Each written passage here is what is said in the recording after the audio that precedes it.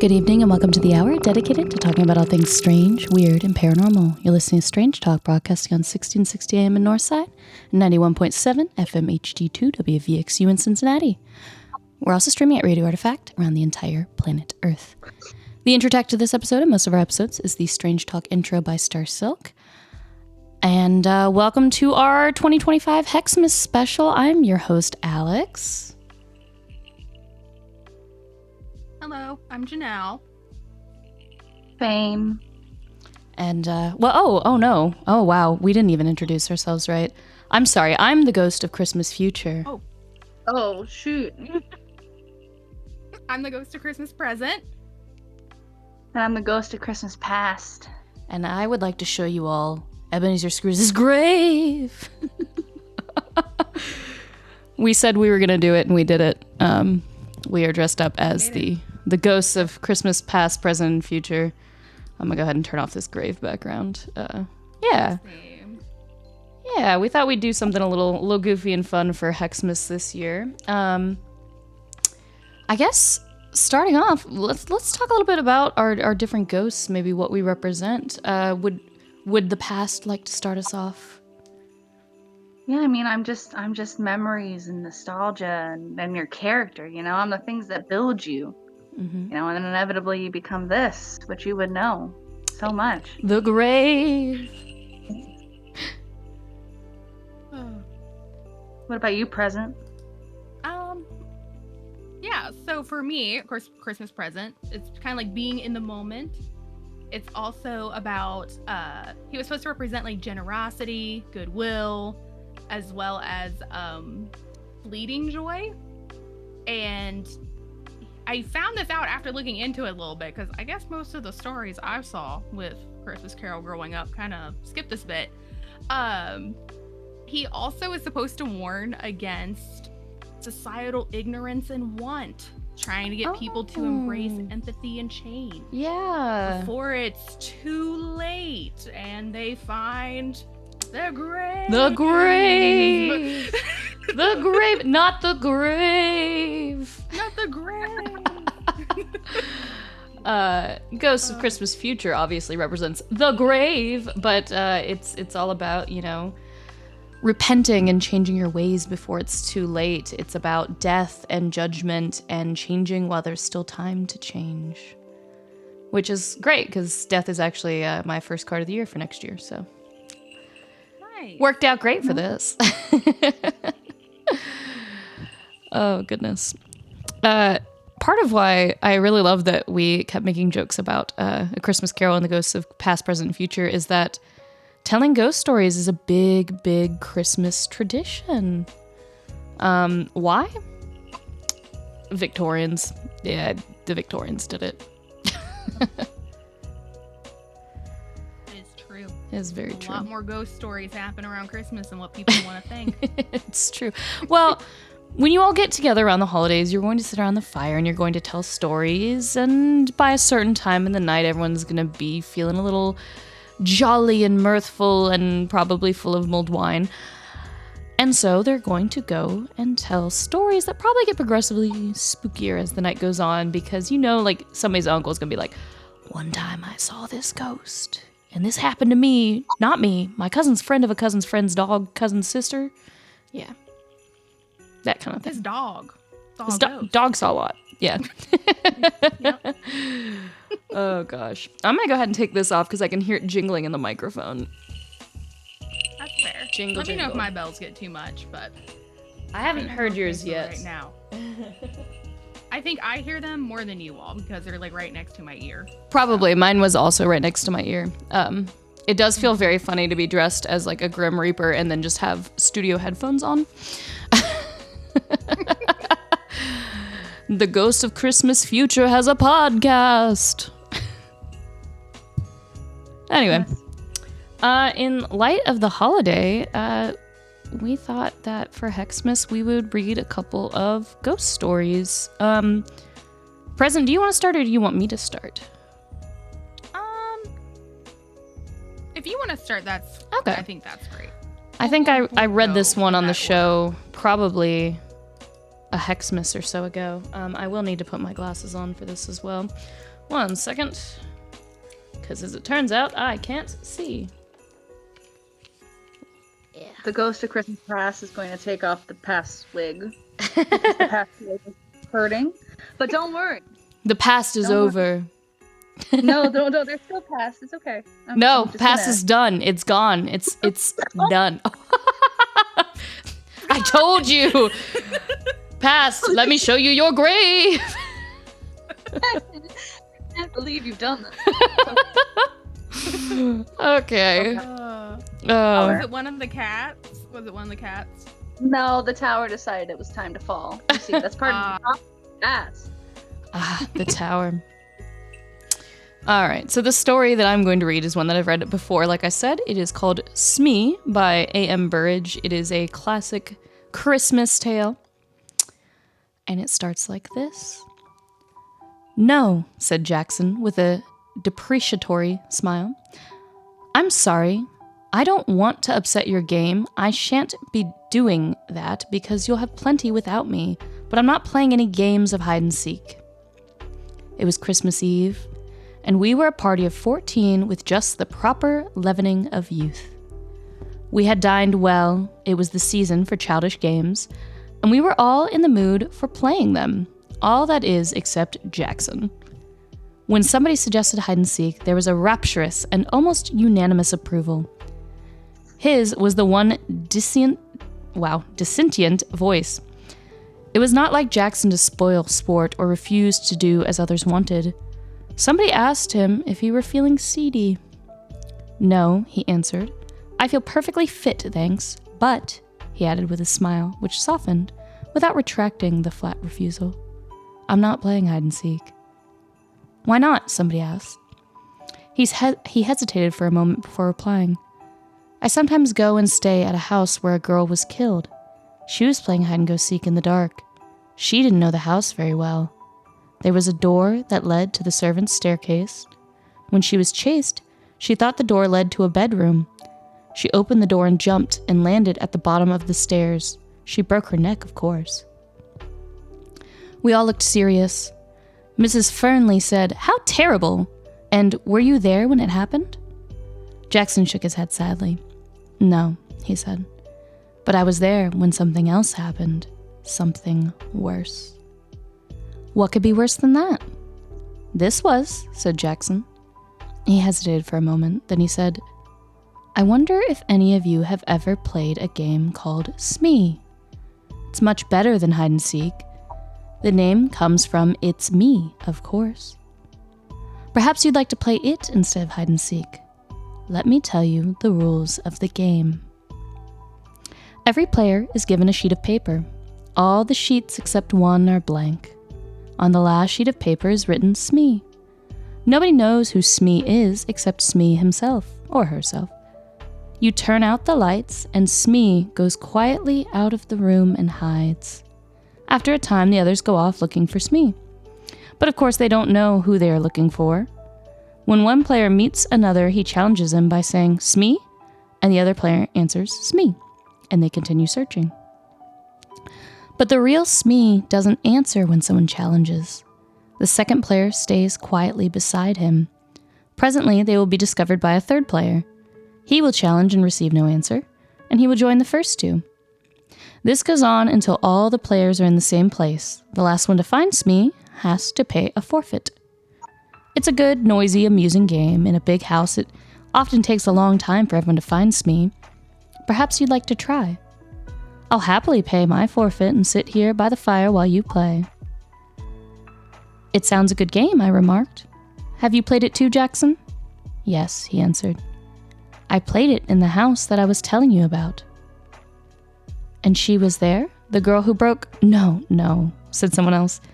He told us he wasn't there when she broke her neck. Jackson thought for a moment. I don't know if she was there or not. I'm afraid she was. I know that there were 13 of us playing the game, and there were only 12 people in the house. And I didn't know the dead girl's name. When I heard that whispered name in the dark, it didn't worry me. But I tell you, I'm never going to play that kind of game again. It made me quite nervous for a long time. I prefer to pay my forfeit at once. We all stared at him. His words didn't make sense at all. Tim Vouse was the kindest man in the world. He smiled at us all. This sounds like an interesting story, he said. Come on, Jackson, you can tell it to us instead of paying a forfeit. Very well, Jackson said, and here is his story. I do love that we get that far in before we even get to the story.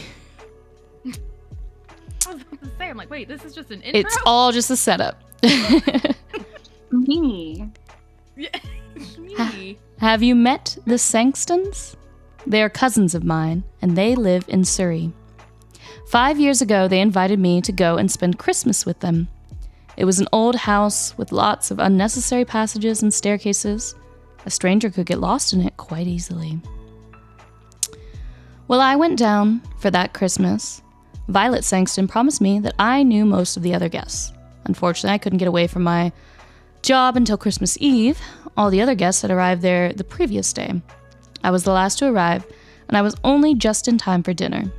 I said hello to everyone, and Violet Sangston introduced me to the people I didn't know. Then it was time to go in to dinner. That is perhaps why I didn't hear the name of the tall, dark-haired, handsome girl whom I hadn't met before. Everyone was in a rather a hurry, and I am always bad at catching people's names. She looked cold and clever. She didn't look friendly, but she looked interesting, and I wondered who she was. I didn't ask because I was sure that someone would speak to her by name during the meal. Unluckily, however, I was a long way away from her at the table. I was sitting next to Mrs. Gorham, and as usual, Mrs. Gorman was being bright and amusing. Her conversation is always worth listening to, and I completely forgot to ask the name of the dark, proud girl. There were 12 of us, including the Sangstons themselves. We were all young, or trying to be young. Jack and Violet Sangston were the oldest, and their 17-year-old son Reggie was the youngest. It was Reggie who suggested Smee when the talk turned to games. He told us the rules of the game, just as I've described them to you. Jack Sangston warned us all. If you are going to play games in the dark, he said, please be careful of the back stairs on the first floor. A door leads to them, and I've often thought about taking the door off. In the dark, a stranger to the house could think they were walking into a room.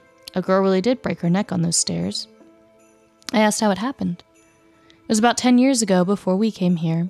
There was a party, and they were playing hide and seek.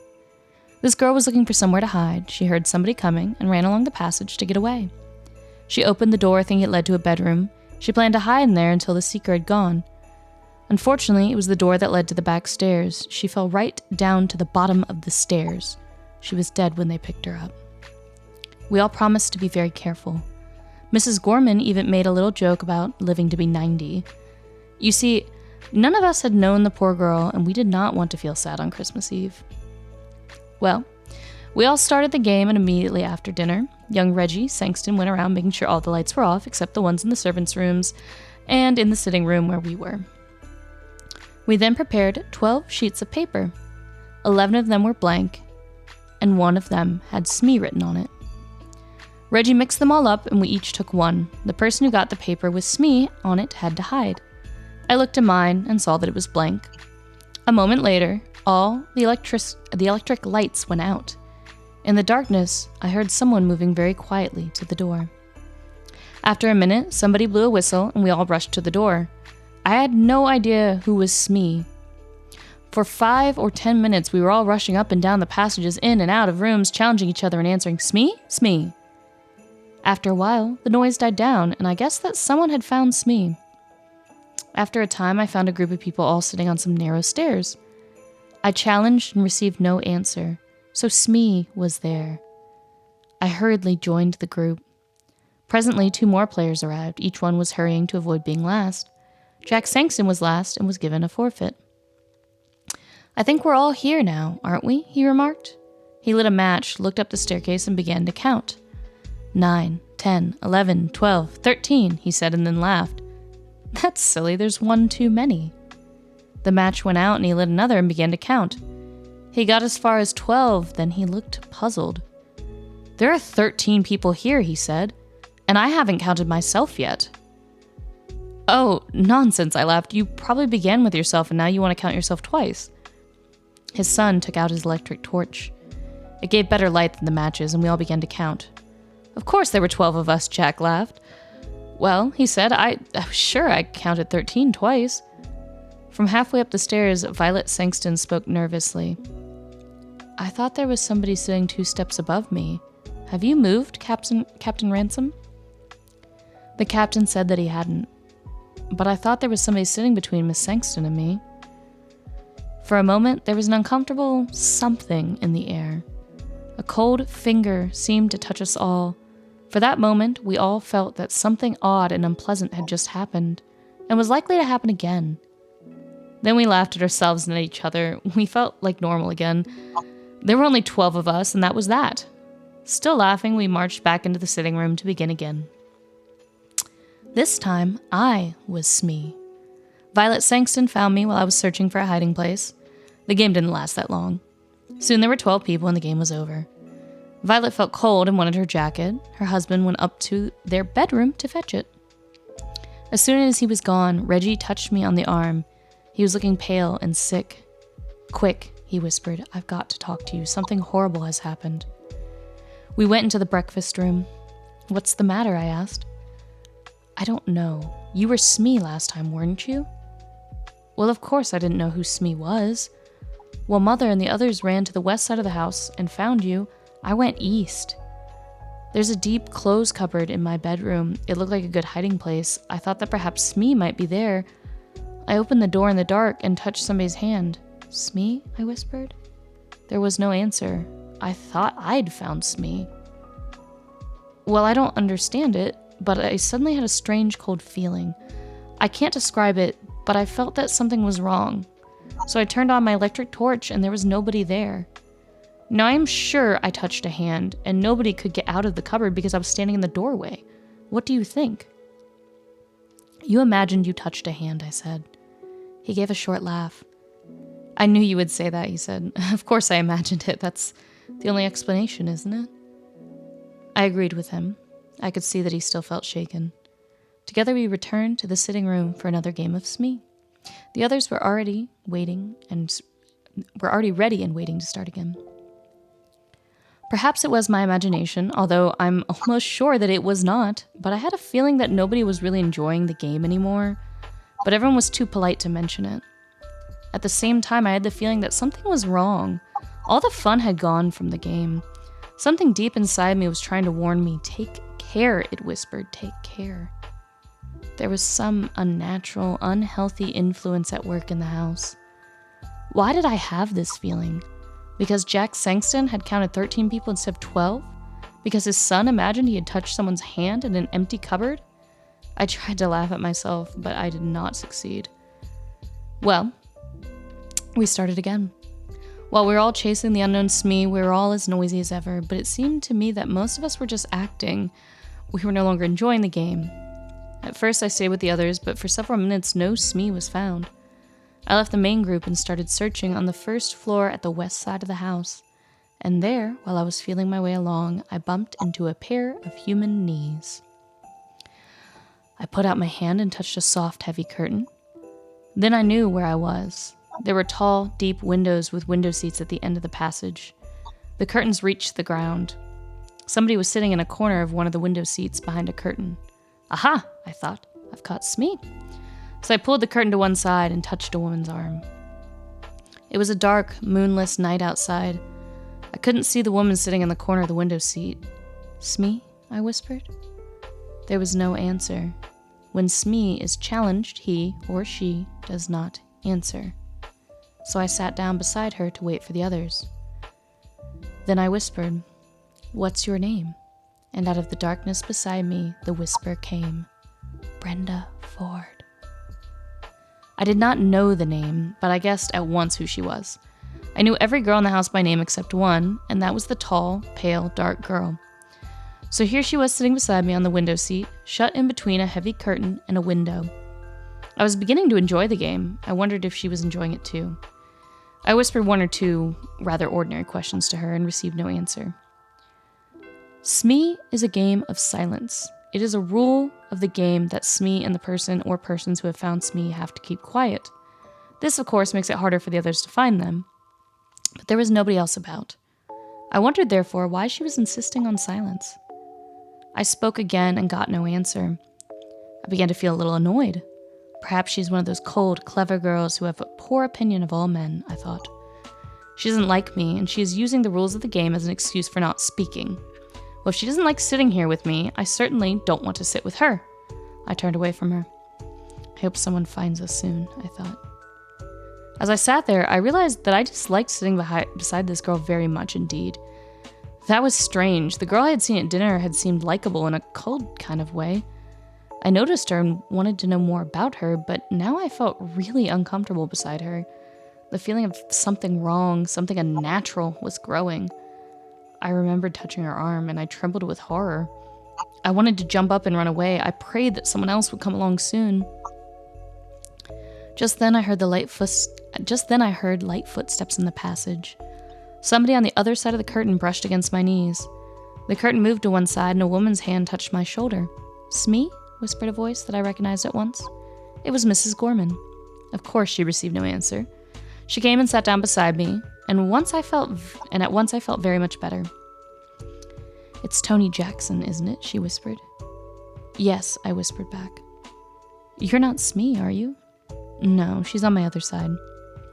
But she reached out across me. I heard her fingernails scratch a woman's silk dress.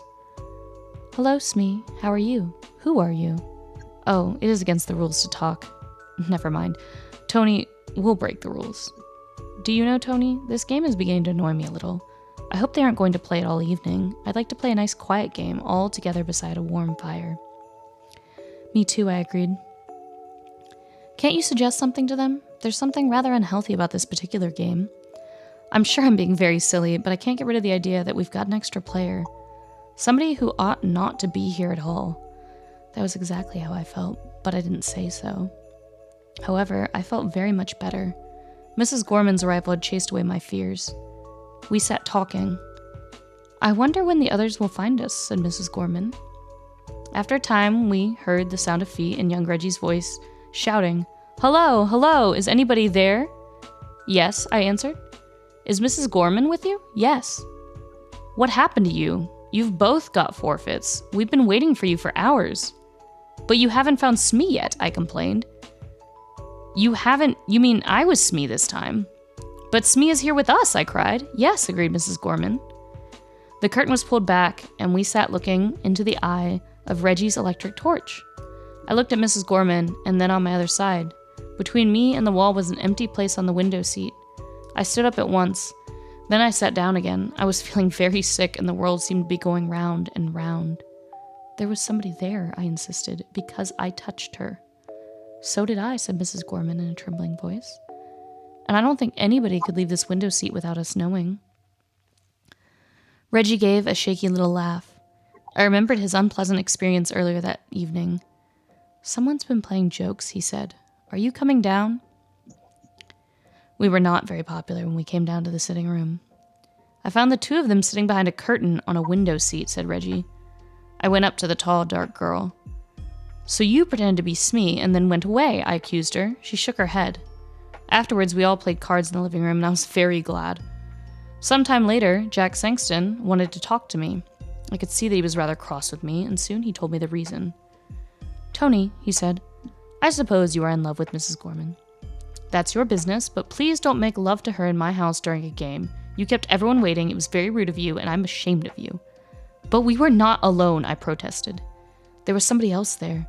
Somebody who was pretending to be Smee. I believe it was that tall, dark girl, Miss Ford. She whispered her name to me. Of course she refused to admit it afterwards." Jack Sangston stared at me. "Miss who?" he breathed. "Brenda Ford," she said. Jack put a hand on my shoulder. "Look here, Tony," he said. "I don't mind a joke, but enough is enough. We don't want to worry the ladies. Brenda Ford is the name of the girl who broke her neck on the stairs. She was playing hide and seek here 10 years ago." And that's the end of it. So, I just want you to know that my cat passed by right at the time where you said an unwelcome, or what was it, an extra visitor? Yeah, an extra visitor or something like that. Your cat was like, "No," on cue. I was trying so hard not to. You just got your very own little ghost of Hexmas visitor. It was literally right as you were like, oh yeah, it's an extra visitor, and then my cat was like, hello. It's me. On cue. So that's great. It was a good story though. I liked it. It is. Yeah, I Smee. like that one. It's all good. We should all definitely play that one together sometime. I reenacted parts of the scenes with my little skull Yes. here, so you'll see that on the playback. Alas, Just, poor Yorick. Alas.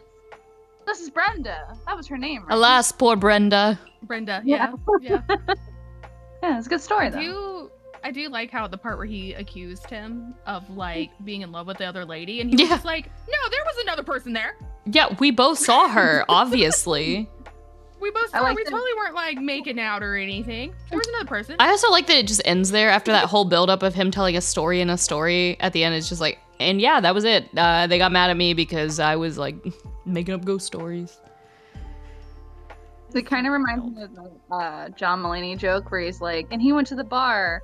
What bar? That bar's been closed for 40 years.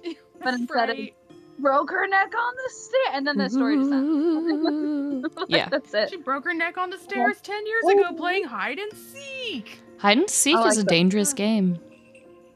It is. It's full of risks and rewards.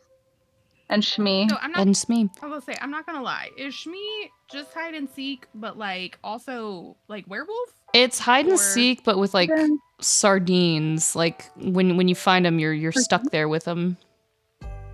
Oh. It's definitely a game you have to play in the dark. Like hide and seek, you can play with the lights on. You know, people in the olden days, they were bored. They didn't have a lot going on. I mean, fair. And honestly, I get why that guy was like, I think you're trying to make out with this chick. Because like that would probably be something that they would do. Like, what do you mean? They were gone for like a while. What do you mean? Me and Mrs. Gorman were hanging out with a ghost. Yeah, exactly. Yeah. Just saying, I would use that as an excuse if I was an old timer. Me and the ghost. Mean, clearly, I think that guy's done it. That's why he was accusing him of it. He's like, listen, I have done that, so I know that's what you're doing, because I can't be the only one doing that. So, yes, I agree. And we should definitely play Smee, although I don't know how well it would go with just 3 of us. Well, we'd have other people as well, but we would need more people. But I mean, yeah, we can invite. That would be the irony. We have like a random 4th person. We're all like, okay, listen, we can invite some other players from the grave. Every time you find someone with another person, it's you gotta stop making out with that person while you're alone. Just right. Each time. Or wait, or are we the ghosts in the game and everyone else is alive? Ooh. It's Smee. You know, the whole point of us being the ghosts of Christmas past, present, and future is to, startle governors. So, I guess what we need to do is invite a bunch of governors to a game of Smee, not tell them we're there, and just kind of like spook them while we're playing Smee. I don't. A game of Smee. Yes. Yeah. It's a time-honored Christmas tradition. If they say no, they're just straight up un-American. That's I don't even think this game is American. I'm pretty sure it's English. I was about to say, I think your story took place in England. Probably, yeah. No, it's fine. It's not enough violence for that to be an American tradition. If it were American, he'd have been like, yeah, we were totally making out. That's part of the discovery process, actually. Yeah. What fun. I have another question. Is this just like a game they play at Christmas? I think it's just it's a parlor game they play in general, but the story people get together. is the story is a Christmas story, but the game is not necessarily a Christmas game. Hold on. No, go ahead. Smee game. Which, by the way, I've thought really hard about the rules, and I don't think that like there would. I don't think that it would work very well. How's it spelled? I was trying to pick up on the rules. Oh, here we go. Smee. We're adding a shift to it. Oh, it's literally made up from the ghost story. Like it's made up for that story. Yeah.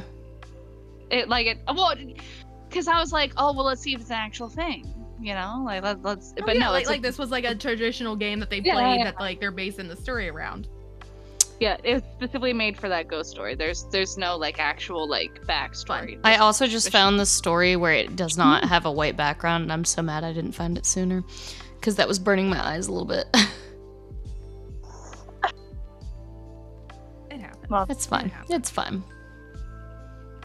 Listen, the future doesn't always have hindsight. Ain't that the truth? You're like, it's not my job to think about that. My job is That's to past. show people their grave. That's it. You're like, that's the past. You want to see it? problem. You want to see it? I guess that means I don't have hindsight or foresight. Nah, you are full on. You only live True. once in the moment. You're the equivalent of 2010's YOLO movement. Yes. Mm-hmm. There we go. Yep. Exactly. That's what present Exactly. Yep. is. Dollar shots at a bar. Jello XX shots. Rose Valencia filter on Instagram. Ah, Can Valencia. you imagine a ghost of current Christmas present, and that's what he's taking Scrooge around to see? It's just people doing like shots and bars and like. This It is would all be the stuff you could miss, man. It would 100% be Snooki, but like peak Jersey Snooki. That's present right there. That is fair. I was losing my mind a fair. little bit while like making this costume, and I ended up with this like alter ego of Ghosts of Christmas Future. That's just like, your future is gonna be lit, man. Like, you just gotta like go with the flow and like listen to your intuition. And just like, Can you I don't know. imagine that? And then I went- mine's YOLO. Yeah. Yeah. And then what would past be? Okay, we got to revamp this next year. I think that's the ghost of raves, past, present, and future. Yeah, no, mine seeing like your memories on social media accounts that you don't use anymore, and you're like, ooh. Ooh, that trend did not age well. You're the Spotify yearly roundup. I'm like, what do you mean? What? I didn't listen to that artist that much. What are you talking about? And then you totally did. But like, Yeah. Listen, Yeah. man, that is a lot of Macklemore even for you. That's a lot of Macklemore. I don't know why that I was the went to first thing. thrift shop, though. Lots of thrift shopping. Like, that is too many times to listen to that same song on repeat. Are you okay? That was awesome in 2010. What year did that song come out? I feel like that's more Christmas present. Present Going is just to the the epitome of a 90s kid where they're like, I'm still 27. Or like But, they're like- continually like 25 or like. What's my age? What's my age again? We don't need to talk about it. No. Oh, Merry Hexmas, everyone. Merry Hexmas, everybody. Yeah. All right. Well, I have a story pulled up here. Okay. Mine is called The Ghost Summons by Ada, I think it's pronounced Buisson. She's French. I had to look it up. I was can't like, pronounce believe French. it's I'm no help here. Yeah. You can't pronounce the France. Vayne, I like that you're slowly going more and more like Mary over there. Like, I'm gonna find you in a manger. I didn't want to say anything, but then when you rapped it, I was like, we're about to have like a drummer boy come in. Does that make us the like- wise men? What's happening? It was uncomfortable I don't just know. hanging, so I figured it's fine. This is baby Jesus. As you can see, he's looking a little rough. But yeah. We're getting there. We'll get there. But anyway, May I bring you some frankincense and myrrh? about your French offer? Did you say it was Oh, yeah. Poisson? How is this name spelled? I believe it's Buisson. So it's Buisson. Yeah, Buisson. Yeah, Buisson. you're right. You're there. You're I was good. like, I felt like that was it because I was looking at. I was like, I'm pretty sure like the B with the UI. It's like what? Buh. Yeah. Yeah. You got it. You got it. A plus. I'm from getting there. the French person. Yeah. Hey. All right. Oh yeah. So the ghost summons. Wanted, sir, a patient. It was in the early days of my professional career when patients were scarce and fees scarcer. And though I was in the act of sitting down to my chop and had promised myself a glass of steaming punch afterwards in honor of the Christmas season. I hurried instantly into my surgery. I entered briskly, but no sooner did I catch sight of the figure standing, leaning against the counter, when I stared back with a strange feeling of horror, which, for the life of me, I could not comprehend. Never shall I forget the ghastliness of that face, the white horror stamped upon every feature, the agony which seemed to sink the very eyes beneath the contracted brows. It was awful to me to behold, accustomed as I to scenes of terror.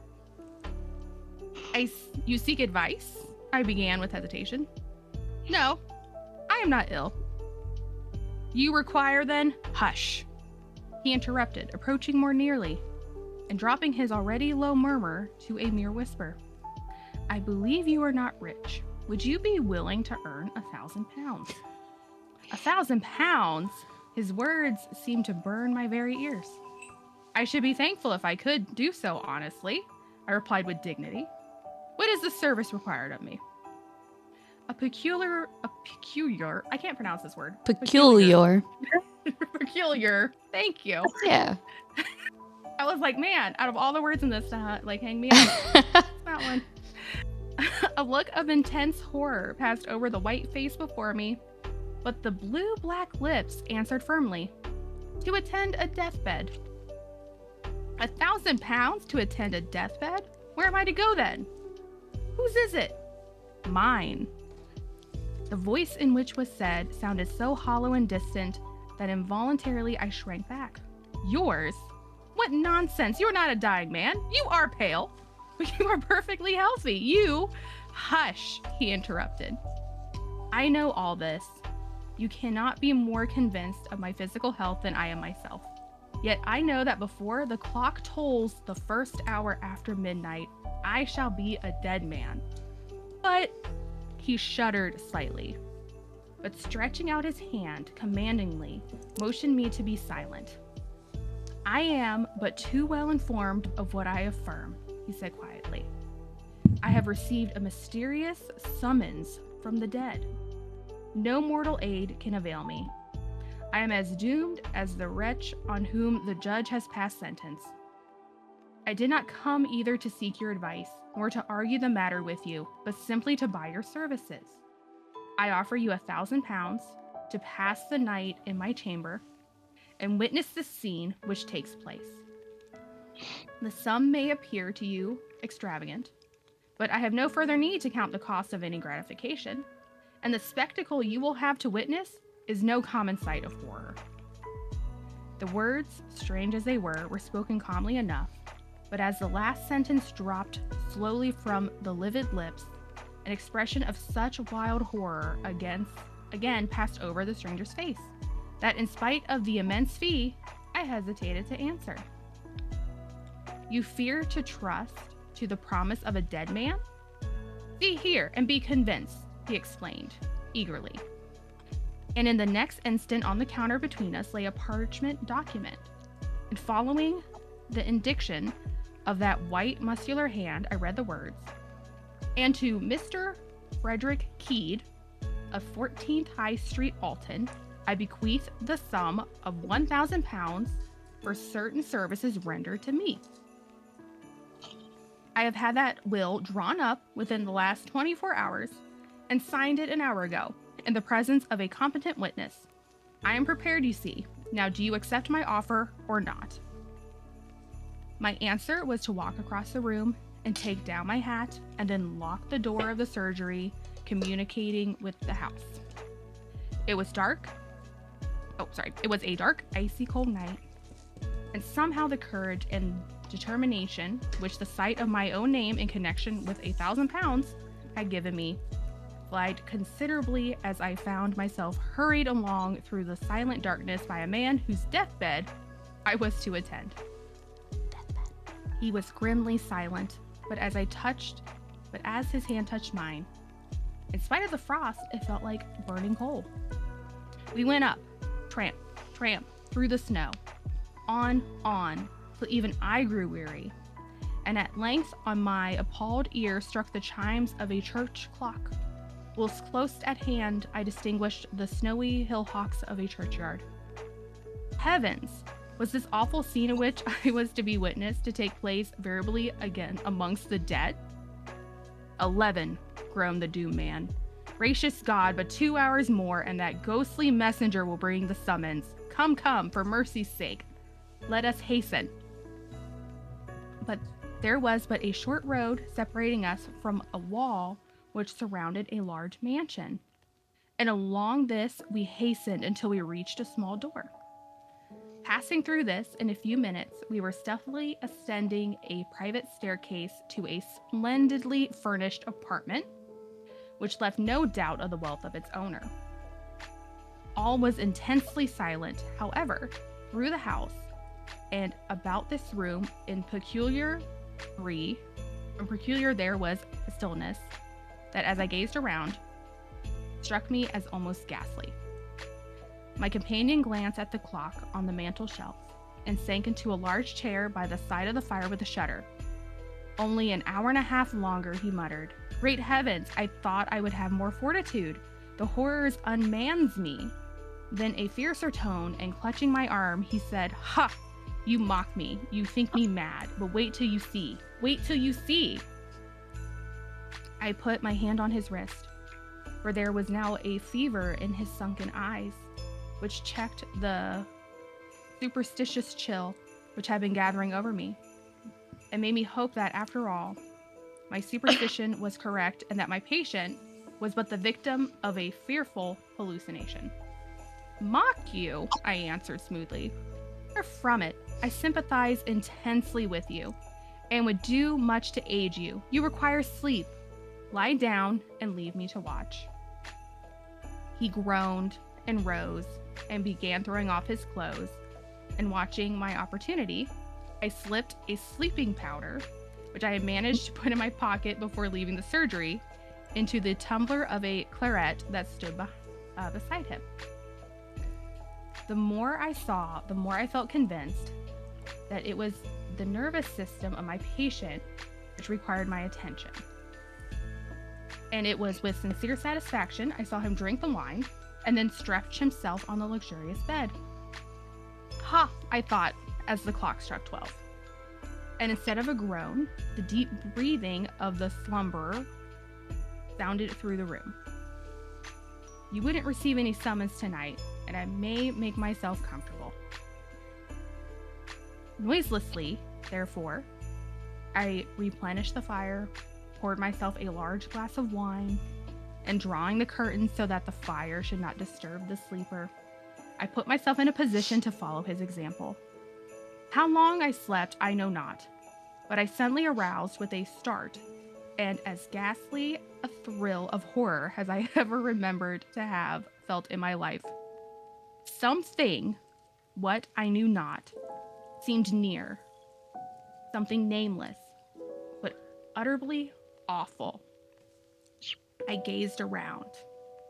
The fire emitted a faint blue glow, just sufficient to enable me to see that the room was exactly the same as when I fell asleep, but that the long hand of the clock wanted but 5 minutes of the mysterious hour, which was to be the death moment of the summoned man. Was there anything in it then? Any truth to the strange story he had told? The silence was intense. I could not even hear a breath from the bed, and I was about to rise and approach when again that awful horror seized me. And at the same moment, my eye fell upon the mirror opposite the door, and I saw, great heaven, that awful shape, that ghastly mockery of what had been humanity. Was it really a messenger from the buried, quite dead? It stood there, in visible death clothes, but the awful face was ghastly with corruption, and the sunken eyes gleamed forth a green, glassy glare, which seemed a veritable blast from the infernal fires below. To move or utter a sound in that hideous presence was impossible, and like a statue I sat, and saw that horrid shape move slowly towards the bed. What was the awful scene enacted here? I not know. I heard nothing except a low, stifled, agonized groan and saw the shadow of that ghastly messenger bending over the bed. Whether it was dreadful but wordless sentence its breathless lips conveyed as it stood there, I do not know. But for an instant the shadow of a claw-like hand, from which the third finger, where a ring would lay, was missing, appeared extended over the doomed man's head, and then as the clock struck one clear, silvery stroke, it fell, and a wild shriek rang through the room, a death shriek. I'm not given to fainting, but I certainly confess that the next 10 minutes of my existence was a cold blank. And even when I did manage to stagger to my feet, I gazed around, vainly, to understand the chilly horror which possessed me. Thank God, the room was rid of that awful presence. I saw that, so gulping down some wine, I lighted a wax taper and staggered towards the bed. Oh, how I prayed that after all I might have been dreaming, and that my own excited imagination had but conjured up some hideous memories of the dissecting room. But one glance was sufficient to answer that. No, the summons had indeed been given and answered. I flashed the light over the dead face, swollen, convulsed still with the death agony, but suddenly I shrank back. Even as I gazed, the expression of the face seemed to change. The blackness faded into a deathly whiteness. The convulsed features relaxed, and even as if the victim of that dread apparition still lived, a sad, solemn smile stole over the pale lips.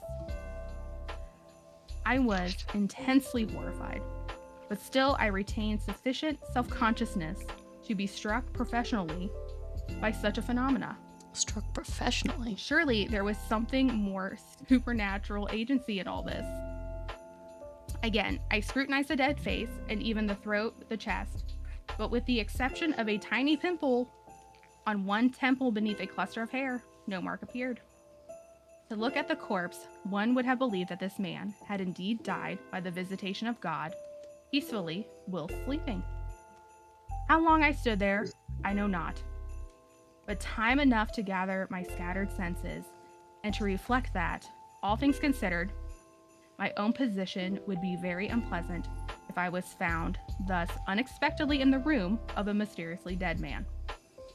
So, I noiselessly as I could made my way out of the house. No one met me on the private staircase. The little door opening into the road was easily unfastened, and thankful indeed was I to feel again the fresh wintry air as I hurried along the road by the courtyard. There was a magnificent funeral soon in the church, and it was said that the young widow of the buried man was inconsolable. And then rumors got abroad of a horrible apparition which had been seen on the night of the death. And it was whispered the young widow was terrified and insisted upon leaving her splendid mansion. I was too mystified with the whole affair to risk my reputation by saying what I knew, and I should have allowed my share in it to remain forever buried in oblivion. But I not suddenly heard that widow objecting to many of the legacies in the last will of her husband, intended to dispute it on the score of insanity. But then there gradually arose the rumor of his belief in having received a mysterious summons. On this, I went to the lawyer and sent a message to the lady that as the last person who had attended her husband, I undertook to prove his sanity, and I besought her to grant me an interview in which I had relayed as strange and as horrible a story as ear had ever heard. The same evening, I received an invitation to go to the mansion.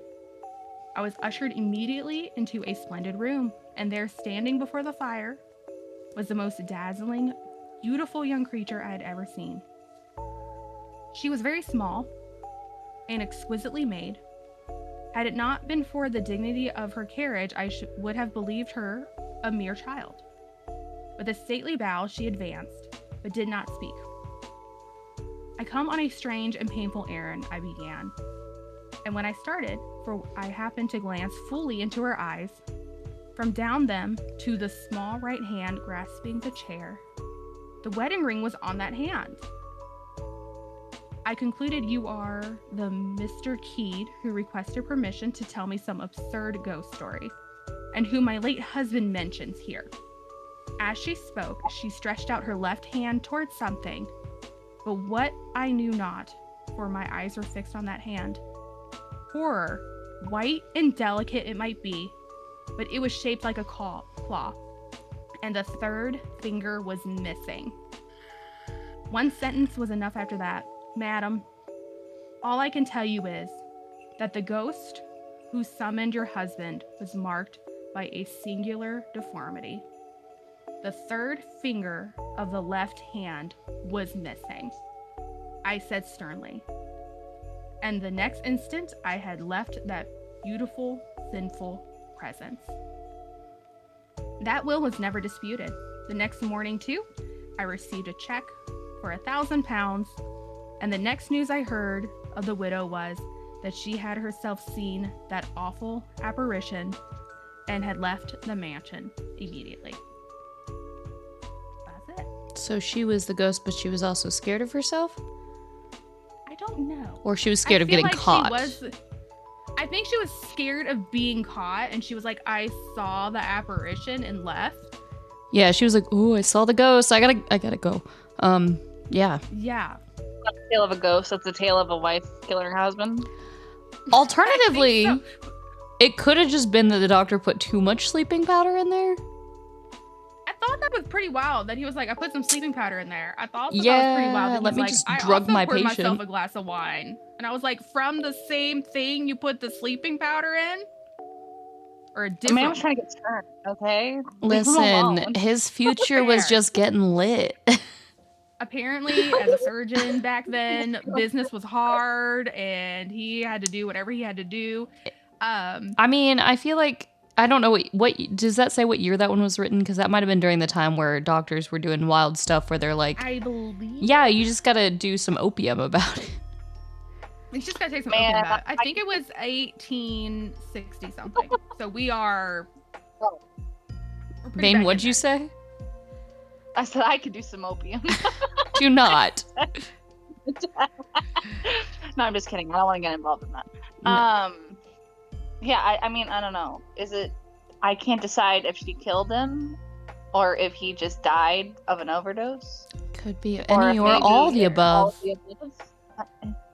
I mean, maybe the guy really the doctor did get a nice payout at the end. Maybe she paid the doctor to kill him. Oh. Murder's a natural cause. Now, I will say, the fact that he so blatantly, like, called her out was like, listen, your hand looks kind of like a ghostly apparition that I saw while your husband was on his, like, supposed deathbed. And she's like, mind your business. She's like, mind your business. Here's your money. I saw a ghost. I'm leaving.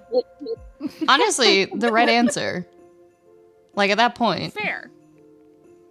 I mean, he's in a dark lobby, whatever, study area with a person that may or may not have killed somebody. I too would have been like, hey, honestly, bold of him. Right, that's fair. That's fair. Guy in this room. Yeah. Yeah, I thought that was very very interesting. I see why they tell ghost stories at Christmas. It's just fun, and it helps pass the time through the deep, dark winter. Which is funny because we just had winter solstice, so like the days are getting brighter from here. That is true. I will say, while you're telling your story, we tried to act it out, but there was one thing I struggled with. How do you smile sadly? I was like, yeah, like.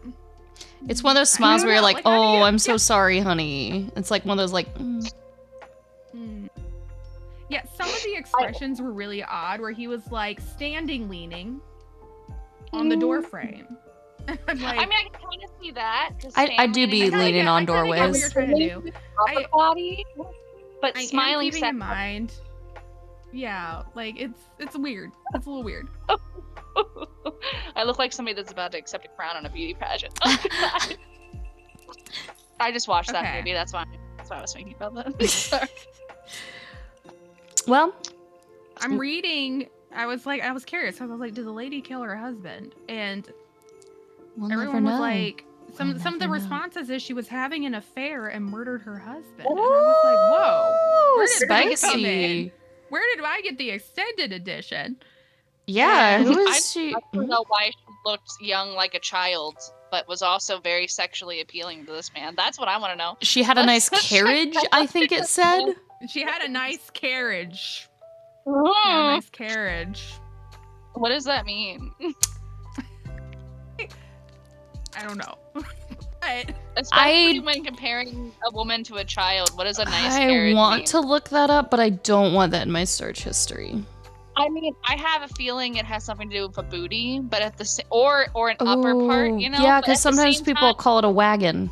So like a carriage kind of, all right. Yeah. But at the same time, he also compared her to a child. I was thinking booty as well. So yeah, I thought that was weird, where he was like, oh, she's not a child. She has like a badonkadonk. Yeah. You know what I mean? Like, that's such a weird defining trait. It's conflicting. I don't know how to feel. I do kind of wonder if the story was originally in French, and we're definitely could be a getting weird some, mistranslation. Yeah, stuff happening potentially. They probably meant to say like wayfish, you know, like thin, delicate, small, but it's like childlike instead. But then again, it is the French, so childlike is very much possible. And just saying, it's possible. Yeah, this is also like the 60s, so like, I mean, who knows. Okay, so some people are saying that the ghostly summonses, the guy was already dead, so his ghost went to the doctor, was like, hey, medical professionals summoned a mansion by a mysterious figure who he later realizes was the ghost of the master of the home. Oh, goodbye. We've lost the past. Her middle finger. The wife and the wife caused his death, possibly through foul play that left her marked or reflected in the apparition's appearance. Oh. So it was like, yeah, exactly. So like the scary ghost thing was like him being like, hey, this is kind of like what happened. I did say murder was a natural cause. Yes. I see. Yeah. Now, okay, when she says she saw the apparition, it was the husband. Oh, so she saw the husband. The husband came back after the guy came and was like, I know you killed him. And then she saw her dead husband, and then that's why she paid him money. Unless the guy that came to visit her was the apparition that she supposedly saw. Like, maybe seeing the guy. Like, the guy's not dead, but maybe her seeing him was supposed to be, like, her version. Do you think? Of an apparition. Maybe. Do you think she murdered her husband and her affair partner? I don't think she killed that many people. She's only got 3 fingers on one hand. I think it's okay. If 2 dudes are going on with your lady, something's wrong. Yeah. But it is for yeah. So. Right. And it was very clear that like the left hand was used, like the left ring finger where the wedding band would be. That's why he noticed it like on the right, and he was like, "That's weird." And then he's like, "Wait a minute, you have a claw hand." Picking up things without that finger's a little strange. But yeah. It's probably symbolic somehow. I really don't. Sure she broke the vows of her marriage, and so the finger fell off. I don't know. Doesn't matter. Not really. It's from the 1800s. Point is, guy died. Wife might have done it. The point is, I got money. Getting to tell spooky stories with your friends for the holiday. 1,000 pounds. The real murder was the friends we made along the way. The pounds we made along the way. The pounds we made along the way. I mean, if you're the doctor, yeah. I mean, good for him. Yeah. Now he can go home, have his Christmas punch like he planned. He can drink some more of that wine. He can drop whatever amount of sleeping powder he wants to put in there. I thought that was really kind of funny. hundreds. That man can do a lot more than drink some wine. That man can do quite a bit. 1,000. That is true. Oh my goodness. Well, we're at the top of the hour. This is going to video. Flew by. So it's not radio. So if there's anything else we want to talk about before we end the episode, we can. I mean, I don't really have a story like you all do. As the ghost of Christmas past, I feel like it's my job to remind you all that you had money before the Christmas season, and you probably don't have money now. That money's in the past, spent on gifts and food and other things. And you'll do it again next year and the year after that, because you won't learn any lessons at all from the past. And you'll continue to spend the money. Okay. Congratulations. Christmas That's present. my story. Do you have any advice, I guess, for our listeners? Our watchers? Well, as a ghost of Christmas present, enjoy the holiday season with your family and friends. YOLO, as they say. Wow. And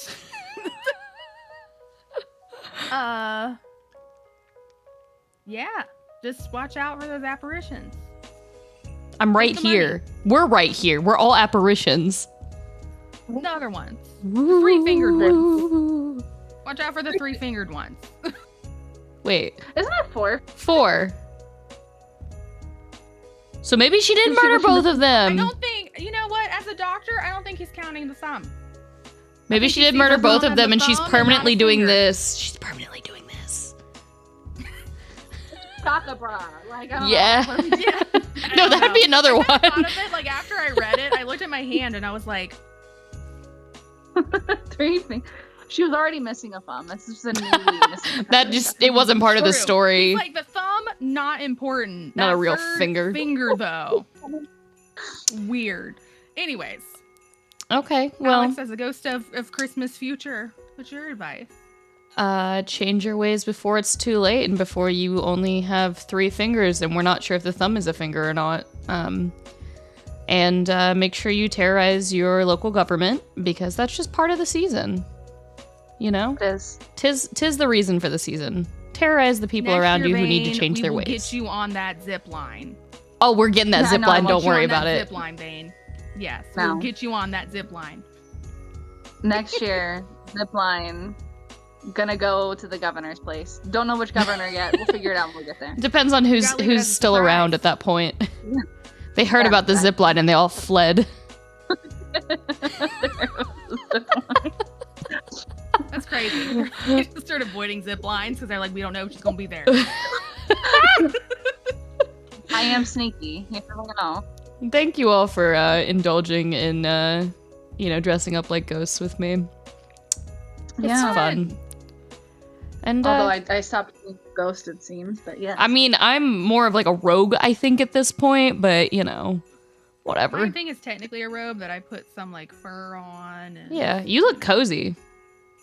You do. I feel kind of cozy, although unfortunately it is like 50 degrees and I'm actually getting a little toasty. Yeah, this is a lot of layers I have on, so this is fur up here, so not real fur, but yeah. Well, yeah, exactly. On that note, I think we can sign off for the night. Merry Hexmas, everyone, and to all a good night and a good luck. Good luck. Yeah. Good New Year's. Yes. Bye. You'll need it.